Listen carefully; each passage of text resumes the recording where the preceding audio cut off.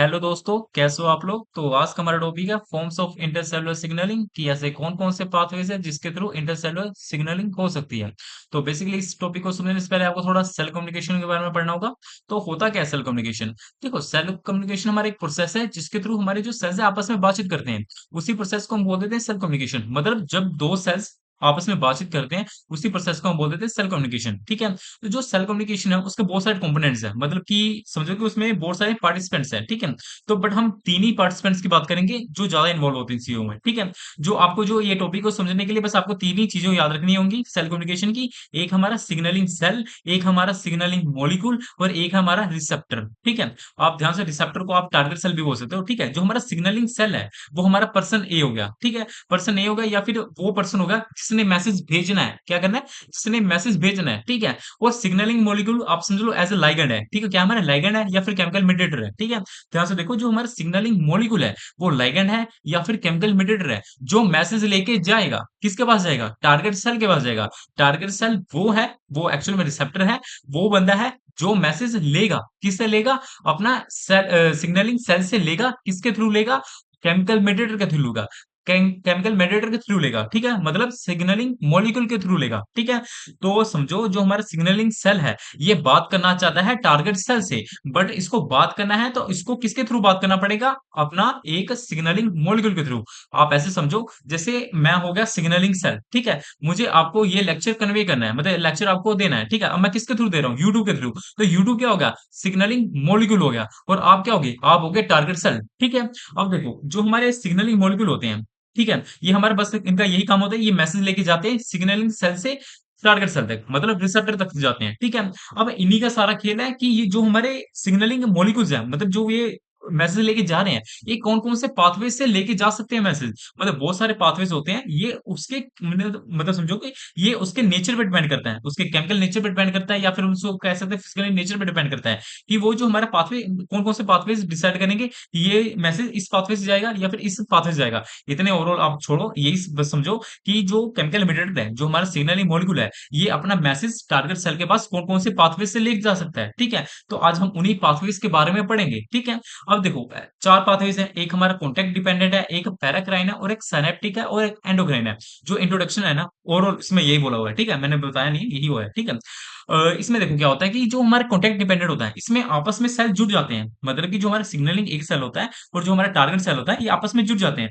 जुड़ते नहीं है, एक्चुअल में अलग होते हैं। मतलब इसमें बस माइनर सा डिफरेंस होता है, मतलब माइनर सा स्पेस होता है इन दोनों सेल में। बट क्या होता है, जैसे हमारा जो हमारा केमिकल मीडिएटर है, मतलब जो हमारा सिग्नलिंग मॉलिक्यूल है, जैसे निकलता है ना, ये इन दोनों को जोड़ देता है। कैसे जोड़ देता है, जो इसका लेग है, जो अपना सिग्नलिंग मॉलिक्यूल का लेग है, ये अपना सिग्नलिंग सेल के अंदर फंस जाता है। और जो इसका हेड है, ये अपना रिसेप्टर के ऊपर फंस जाता है। मतलब रिसेप्टर जो अपना टारगेट सेल है उसके रिसेप्टर में फंस जाता है, इतना समझो। ठीक है। जिसकी वजह से इन दोनों का डायरेक्ट कॉन्टैक्ट होता है। मतलब कि समझो एक जमीन है, दो जमीनें हैं, उसके बीच में नदी है। ठीक है। तो ये ब्रिज का काम कर रहा है, जिसकी वजह से क्या होता है, दोनों अपनी जमीनें आपस में कॉन्टैक्ट में आ गई हैं। ठीक है। क्योंकि ब्रिज बन गया है दोनों तरफ। ठीक है। ब्रिज समझ रहे हो ना, ब्रिज बन गया है। तो आप इतना ही समझो, कॉन्टैक्ट डिपेंडेंट में ऐसा ही होता है कि जो हमारे सिग्नलिंग ए है और जो अपने टारगेट सेल है, मतलब सॉरी अपना सिग्नलिंग सेल है और जो अपना टारगेट सेल है, ये आपस में कॉन्टैक्ट में आ जाते हैं। किसके थ्रू, अपना केमिकल मीडिएटर के थ्रू, जो कि हमारा सिग्नलिंग मॉलिक्यूल है। ठीक है। और पैराक्राइन क्या होता है, पैराग्राइन आप ऐसे समझो, जो हमारे सिग्नली सेल है और जो अपने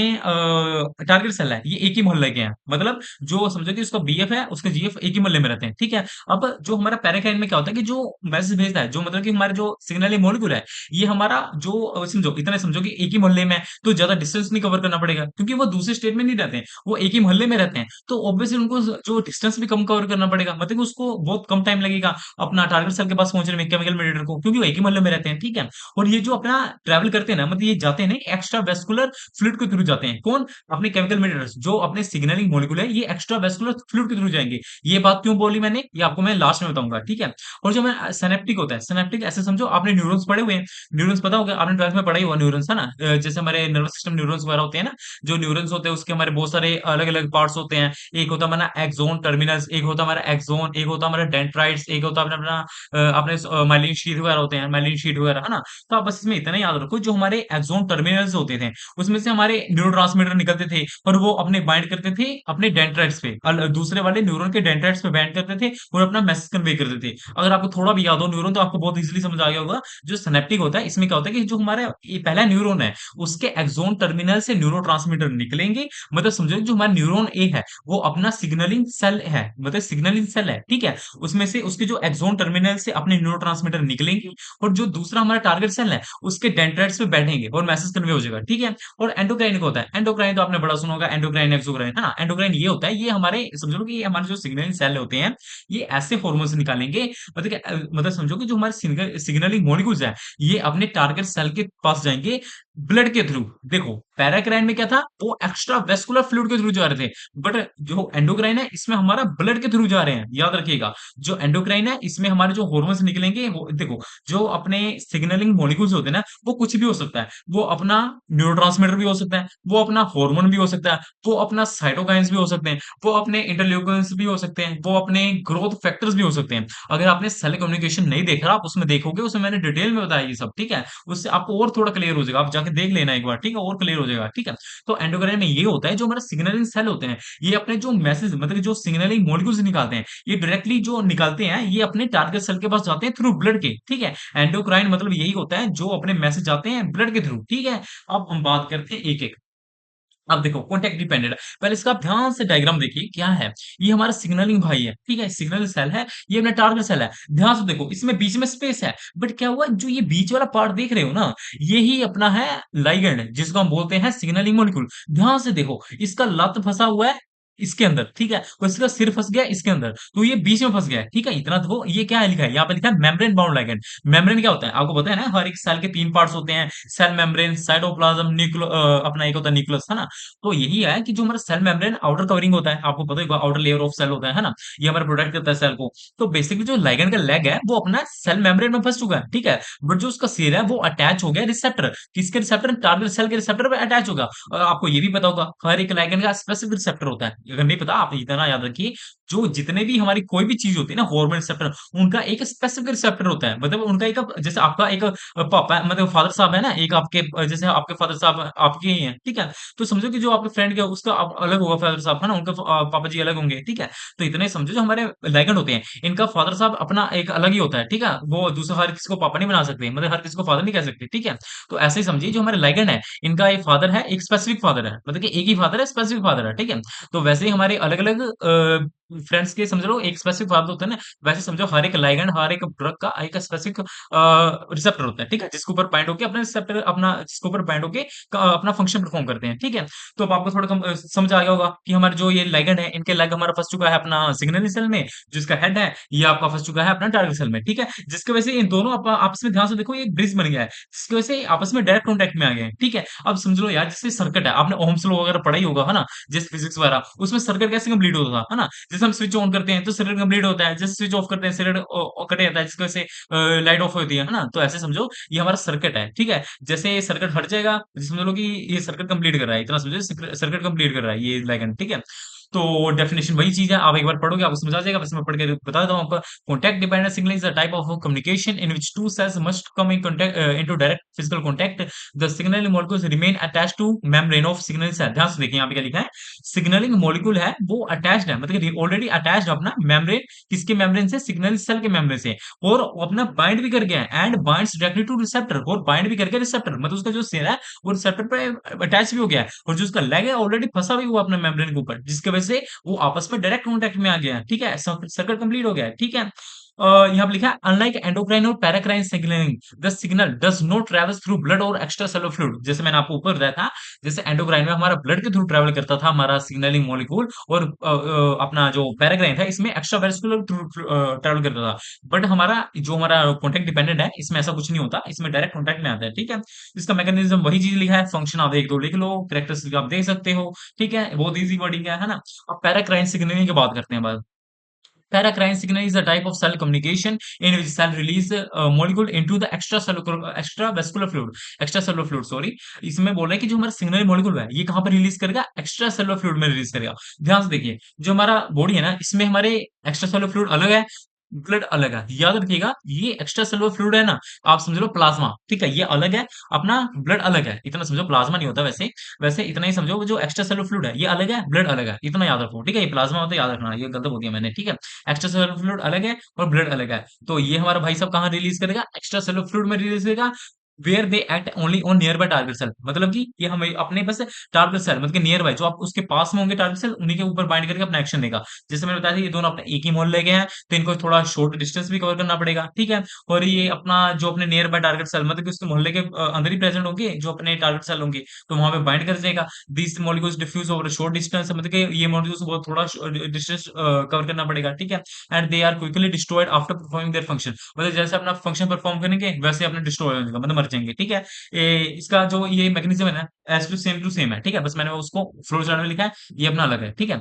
ये आप इसकी डायग्राम देखो, ध्यान से देखो डायग्राम, ये देखो, ये हमारे वेसिकल्स होते हैं, आपको पता नहीं, ये वेसिकल्स होते हैं जिसके अंदर हमारे अपने कुछ भी सिग्नल मॉलिक्यूल्स प्रेजेंट होते हैं, या फिर साइटोकाइंस हो गया, इंटरल्यूकिन्स हो गया, कुछ भी हो सकता है, ठीक है? इतना याद रखो, कुछ भी हो सकता है। ये अपने ध्यान से देखो, यहाँ से अपने ये एक्स्ट्रा वेस्कुलर फ्लूइड है, इसके थ्रू ट्रैवल कर रहे हैं, टारगेट सेल पे बाइंड किया है और सेलुलर रिस्पॉन्स आ गया, ठीक है? रिस्पॉन्स कुछ भी हो सकता है, ये आप चाहे ना भी ना हो, यहाँ बस सेलुलर रिस्पॉन्स भी लिख दो, वो भी हो गया। सेल्फ रिस्पॉन्स बहुत तरह का हो सकता है, जैसे आपको मैंने एग्जांपल समझाई है सेल्फ कम्युनिकेशन में। आप एक एग्जांपल याद से रख लो, याद है कि समझो कि आपको फीवर है, ठीक है? अब फीवर है तो आपकी बॉडी ने डिटेक्ट किया कि आपको फीवर है, उसने मैसेज भेजा ब्रेन को कि भाई इसको फीवर है, कुछ कर, है ना? ये मेडिसिन नहीं ले रहा, तू कुछ कर, ठीक है? उसने क्या किया, उसने स्वेट ग्लैंड्स को खोल दिया। स्वेट ग्लैंड्स क्यों खुल गए? जिसकी वजह से हमारा स्वेटिंग होने लग पड़ती है, हमारे पसीना आने लगता है और हमारा बॉडी का टेम्परेचर कूल होता है। कभी आप नोटिस भी करना, आपके फीवर में आपको पसीना आता ही आता है, उससे क्या होता है, हमारे जो बॉडी का टेम्परेचर तो थोड़ा लो होता है, ठीक है? मतलब बॉडी अपनी तरफ से प्रयास करता है, कोशिश करता है, ठीक है? ये एज ए सेल कम्युनिकेशन की वजह से हो रहा है, ठीक है? सेल कम्युनिकेट कर रहा है आपस में, एक मैसेज भेज रहा है, दूसरा ले रहा है, दूसरा फिर आगे रिस्पॉन्स भेज रहा है। तो ओवरऑल हमारे एक सेल कम्युनिकेशन ही है, ठीक है?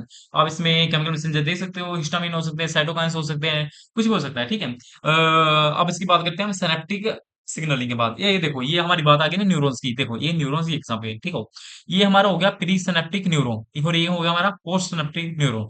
प्री मतलब पहले, समझ रहे हो ना? प्री मतलब पहले, प्री वर्कआउट जिसे जिम में लेते हो ना आप, जिम जाने से पहले प्री वर्कआउट, है ना? एक फिर आप लेते हो पोस्ट मील पता है ना, आप जिसमें आप हैवी प्रोटीन डाइट लेते हो, और प्री वर्कआउट में आप मोस्टली अपना कार्ब्स वगैरह लेते हो कि आपकी एनर्जी बनी रहे, है ना? कि फिर आप हैवी लिफ्टिंग करो, ठीक है? तो वैसे समझो, जो अपना प्री सिनेप्टिक न्यूरॉन होता है उसके अंदर वेसिकल्स होते हैं, वेसिकल्स के अंदर हमारे न्यूरोट्रांसमीटर्स होते हैं, याद रखिएगा। जो हमारे एक्सोन टर्मिनल्स होते हैं, हमारे जो न्यूरॉन्स के एक्सोन टर्मिनल पार्ट होता है, उसके अंदर मोस्टली हमारे अपने क्या प्रेजेंट होते हैं, न्यूरोट्रांसमीटर्स प्रेजेंट होते हैं, ठीक है? तो उसके अंदर हमारे क्या है, ये सब हमारे क्या है, ये हमारे न्यूरोट्रांसमीटर्स होते हैं। कुछ भी हो सकते हैं, हमारे कुछ भी समझो कि जैसे एसिटाइलकोलिन हो गया, कुछ भी हो सकता है, ठीक है? और ये हमारा हो गया दूसरे सेल के ऊपर, समझो कि ये हमारा डेंड्राइट्स है, वैसे इसको हम डेंड्राइट्स नहीं बोलेंगे इसमें, इसको हम ऐसे बोलेंगे, ये हमारा टारगेट सेल है, ठीक है? ये टारगेट सेल है, उसके ऊपर रिसेप्टर प्रेजेंट है, जिसके ऊपर ये हमारे सिग्नल सेल मॉलिक्यूल बाइंड करेंगे, अपना मैसेज कन्वे कर देंगे, ठीक है? इसको आप रीड कर लो एक बार। Synaptic signal is the communication between a neurons and another neurons, muscles or gland cell through a synapse. This signal is transmitted by neurotransmitter, make it one of the fastest form of cell communication. ये हमारा सबसे fastest है communication का, मतलब सबसे fast नहीं, मतलब fast बनाता है, सिंपली करो फास्ट ही है as compare to others too, ठीक है? तो वही चीज मैंने बोला, वही चीज लिखा हुआ है, ठीक है? जैसे यहाँ पे मैग्नेटिज्म देख लो यार, an action potential reaches the axon terminus, voltage gated calcium channel opens, calcium ions enter the neurons, synaptic vesicles fuse with presynaptic membrane, neurotransmitters are released into synaptic left. synaptic left हमारा ये होता है, ठीक है? जो हमारा space है ना बीच में, इसको हम synaptic left कहते हैं। वही चीज लिखा, आपको थोड़ा समझ आ ही रहा होगा कि जैसे हमारे जैसे एक्शन एक्सोन अपना एक्शन पोटेंशियल रीच है। अब एक्शन पोटेंशियल क्या होता है, देखो आपको पता होगा, जैसे हमारे एक्शन पोटेंशियल समझ लो कि ऐसे एक पल्स समझो, ठीक है? एक पल्स है हमारे न्यूरॉन को, ठीक है? हमारे जो कैल्शियम चैनल्स थे वो ओपन हो गए, ठीक है? जिसकी वजह से कैल्शियम हमारे न्यूरॉन्स के अंदर एंटर होने लग पड़े, ठीक है? एंटर हुए, जिसकी वजह से क्या हुआ, जितने भी सिनेप्टिक वेसिकल्स थे, जितने भी हमारे सिनेप्टिक वेसिकल्स थे, ये टूट गए, जिसकी वजह से क्या हुआ, सारे न्यूरोट्रांसमीटर्स निकलने लग पड़े। कहाँ पे निकलने लग पड़े? सेप्टिक क्लेफ्ट के अंदर, ठीक है? अब सेप्टिक क्लेफ्ट के अंदर जैसे निकले, उसके नीचे ही हमारे प्रेजेंट है टारगेट सेल, उसके ऊपर हमारे रिसेप्टर है, जिसके ऊपर ये बाइंड करेंगे और कनेक्शन दे देंगे, ठीक है? Neurotransmitter diffuse across the cleft, they bind to receptor of the postsynaptic cells, target cells produce response, ठीक है? वही चीज लिखा हुआ है, ठीक है? ये आप थोड़ा देख लेना क्या फंक्शन कर रहा है। अब हम लास्ट की बात करते हैं, एंडोक्राइन सिग्नलिंग की बात, ठीक है? अब ध्यान से देखो इसको, ये हमारा समझो कि एक हमारा ब्लड वेसल है, ठीक है? ब्लड वेसल है, ठीक है? इसके अंदर ब्लड फ्लो कर रहा है, ठीक है? तो हमारे जो न्यूरोट्रांसमीटर है, ये ब्लड के थ्रू अपने ट्रैवल करेंगे, और जिसको मैसेज देना है, ये जिसका हमारा टारगेट सेल है, इसको मैसेज देना है, इसके पास आगे और उसको मैसेज दे दिया, ठीक है? हमारे एंडोक्राइन है, इसने ब्लड के अंदर हमारा रिलीज किया अपना सिग्नलिंग मॉलिक्यूल ये अपना ब्लड के थ्रू ट्रैवल करके गया अपना टारगेट सेल के भाई के पास, ठीक है। तो डेफिनेशन भी आपको थोड़ा समझ ही आएगा, समझ आ जाएगा, इजी है यार। Endocrine signal is the communication in which endocrine glands release hormone to the blood stream, the hormones travel throughout the body and act only cells that possess specific receptor, मतलब कि ये उन्हीं receptor के पास, उन्हीं target cell के पास bind करेगा जिसके पास specific receptor है।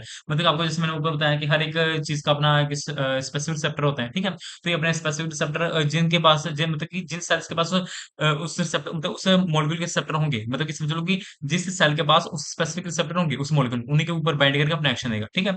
और दो और दूसरे के ऊपर नहीं बाइंड करेगा, ये आप देख लेना।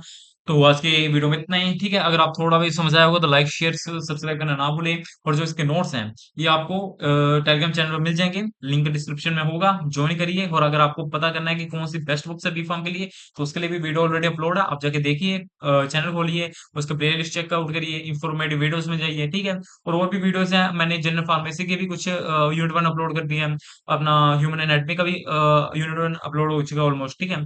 और अपना जो एक क्या कहते हैं उसको, एनालिटिकल केमिस्ट्री वाला है, जो मेरा इनऑर्गेनिक एंड एनालिटिकल केमिस्ट्री है, उसका भी अपलोड हो गया यूनिट वन, आप एक बार चेकआउट कर सकते हैं, ठीक है। तो आज के लिए इतना ही, थैंक यू।